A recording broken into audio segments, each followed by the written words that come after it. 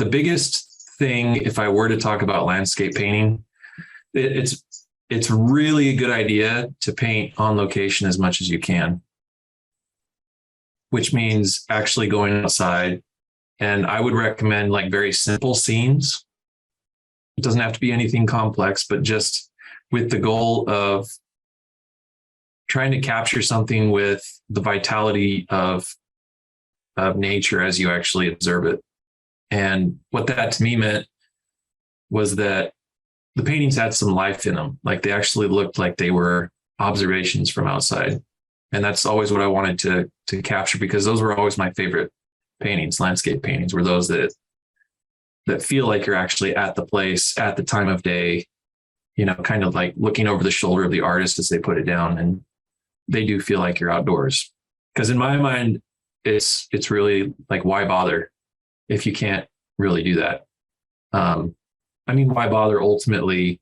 Obviously, the bother is in the painting of it and experiencing that. But like, if it doesn't have that sort of life, if it doesn't capture that life, then for me, it doesn't really ring true. And it's not, in my mind, it's not a success.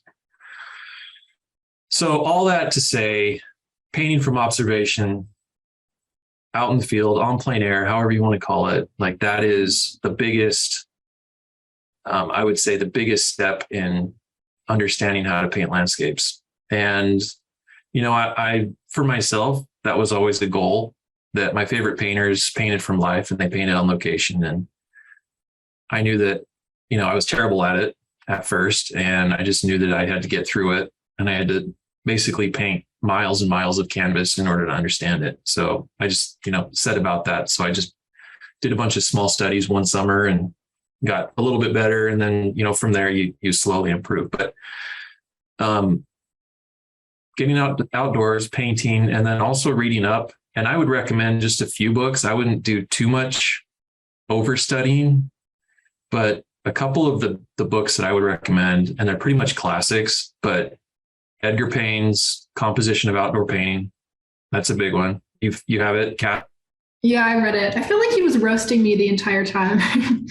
He was like, what? He just listed everything not to do. Yeah. And I was like, I do all of those things. Right, exactly. Yeah. But he's really good as far as like, there's some really great things at the back of the book with design. And I remember I copied those 2 or 3 times, and then I would do the color studies too. So like his little mini on location, and I would do the color schemes of those just to kind of figure out how he mixed colors and how he placed colors. But like the composition, the little design layouts that he does, those are extremely helpful, because you can actually find those in nature, and your brain kind of automatically composes in that way. So I'd recommend those. Another one is John Carlson's, I think it's Carlson's Guide to Landscape Painting. That's another one that I really recommend. That's got some great insights. The other one is, I mentioned it in one of my other sessions, is Hawthorne's Notes on Painting. And that's by Charles Hawthorne. He's from back east in, I believe it's Massachusetts or Maine, somewhere, New England. And he has some really good notions on painting outdoors. And then finally, the other one that was pivotal was Kevin McPherson's. I think it's called Filling Your Paintings with Light and Color. Is that what it's called? His first one? Does that sound familiar? I think so, yeah. That one was really good. And he actually spells out exercises and things that you can do, projects that you can do to really enhance your abilities. And so those were basically instrumental in my development. So I should probably talk about what I'm actually doing here, which is I'm just using my 4 Copic markers, just like I did with the fire studies. And I'm keeping, you know, white, which is my white. And then I have a light gray, a medium gray, a dark gray, and then a darkest gray, which isn't quite black. So at this point, I'm just kind of going through and I'm mapping out where my values are, starting with the sky. And I tried to be cognizant of how the values would remain, as well as the order that I was going to do this in. So I pretty much, the order that I do the marker study, the value study, is also the one that I do in the stage 1 painting, which is the next one. And then ultimately the final painting, the stage 2 and 3 completed painting. So I go through the same process essentially. There is some deviation, but it's essentially the same. And so I'm just gradually going from light to dark. And the only white area that I preserve on here is just the sunset itself. This photograph was vastly different from actually being there and taking it. And that was another key sort of point I wanted to make, which was photography can either be very helpful or it can be pretty deceiving. And so by having sort of that understanding of that fundamental understanding of landscape painting to begin with, you can actually look at a photograph and make the adjustments to make it feel a little bit more believable in terms of reality versus a photograph. And so, being able to identify some of the things that aren't working in the photograph that might work better in the painting and making those adjustments is a really important thing to do if you're going to be working from a photograph. Otherwise, your paintings are going to look like photographs, which is kind of like a cliche thing, but it's absolutely true. And so with the markers, I'm really just working from back to front.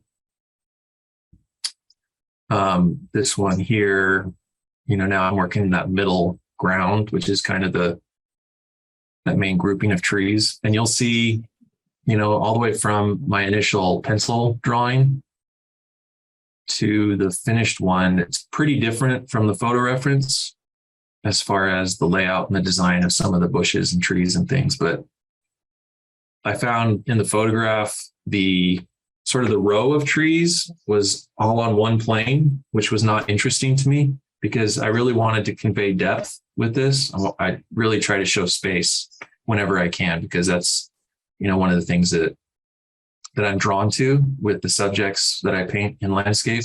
I really like to show that atmospheric perspective and, that change in color in the air. And so for that reason, I had to put a little bit more layering and some size difference with the groupings of trees. And you'll see like this one here that I'm doing right now, that's actually not there in the photo. So I kind of move it up. I took some liberties there to do that.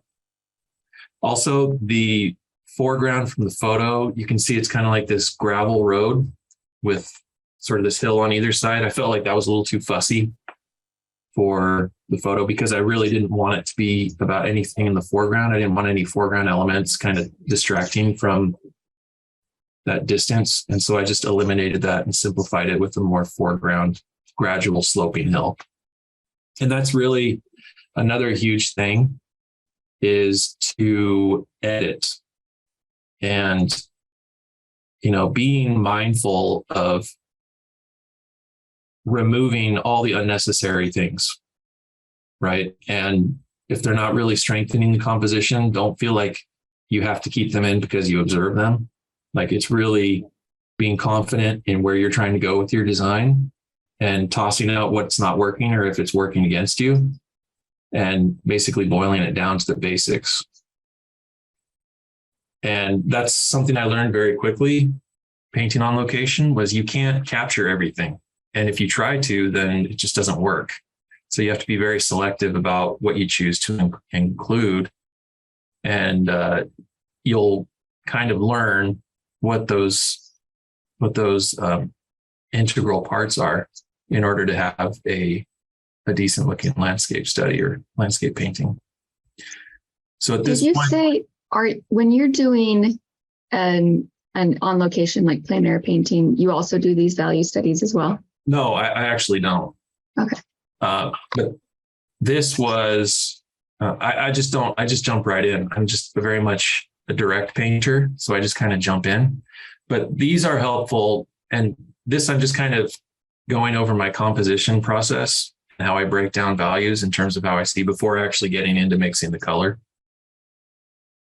Because I am trying to see this and observe it in terms of, the value breakdown. But I mean, that would be a good idea, is to just do a bunch of value studies in nature. I just jumped right in full color. And I haven't really looked back. And then Lynn, you came in just a little bit late, but initially we talked about how we're going to be like a little bit more open with this. So if you have any questions, or if either of you have any areas that you'd like me to discuss or go over, if you have particular questions, I'm happy to answer those or orient my comments to that. Awesome. Thanks. Sure. I missed Edgar Payne's book. What was the book you had said? Called Composition of Outdoor Painting. Oh, perfect. Thank you. Yeah, you're welcome. Sorry, I'm doing parent-teacher interviews tonight, so I was late and I'm going to have to leave because I have a gap right now. So I can come for a little bit. Well, I appreciate you squeezing us in. Yeah, thanks. Are you the teacher or are you the parent?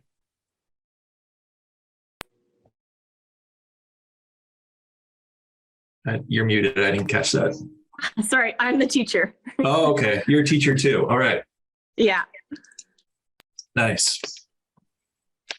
So I feel your pain and you feel my pain. Okay. So anyway, the thing about landscape painting is it's really just kind of developing a shorthand for yourself, because you're not capturing every single little detail, but you do have to approximate things. And you need to develop sort of a language to do that makes sense to you and as well as the viewer. And so because you can't say everything, you have to limit what you say, but you have to make sure it's impactful and it's saying all the essential things. Because there is, so much visual information, you really do have to develop a way to communicate those essentials, whatever that is. And, there's so many different styles and techniques that people use to do that. You just have to find out that balance that works for you. And I was always drawn to, Sergei Bongart was a huge influence because he actually was from the area. I was up in Rexburg, Idaho, which is eastern Idaho, and he lived there. And then another Russian artist named Alvanis Berberian was living there when I was studying, and he was a big influence. And so I always kind of leaned towards a more like Russian painterly, almost expressionistic style, but it was very much anchored in realism. And so I still kind of feel kind of oriented in that direction. I really do like things looking painterly. And so I do kind of strive for that. Stylistically, but that they are very much into that approximation and that shorthand in order to convey their subject. So I'm getting closer here. I don't really want anything to stand out outside of its sort of value grouping. So if there's an area that's too light in a dark area, then I'll knock it down a little bit. Or an area that's too dark in a light area. I mean, with markers, if you go too dark, then you're kind of past the point of no return. So you have to ease into it. So I tend to be pretty heavy-handed. So I have to be careful about not getting too excited and kind of wrecking it.